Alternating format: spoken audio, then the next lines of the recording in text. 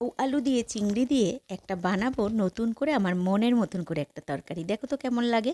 বড় বড় করে লাউ কেটে নিয়েছি, চিংড়ি মাছগুলোকে ভালো করে কেটে ধুয়ে নিয়েছি, আলু ডুমো ডুমো করে কেটে নিয়েছি। প্রথমেই কড়াইতে সর্ষের তেল দিয়ে আলুগুলোকে ভেজে নিলাম। তারপরে লাউগুলোকে দিয়ে অল্প একটু ভেজে কিছু কাঁচা লঙ্কা চিড়ে দিয়ে দিলাম, আর চিংড়ি মাছটা দিয়ে দিলাম। হলুদ দেবো আর নুন দেবো, দিয়ে আর একটু কষিয়ে পরিমাণ মতন জল একটু বেশি করে দিয়ে দেবো, যাতে প্রত্যেকটা সবজি সেদ্ধ হতে পারে। দেখো সেদ্ধ হয়ে গেছে, সুন্দর গন্ধ বেরোচ্ছে।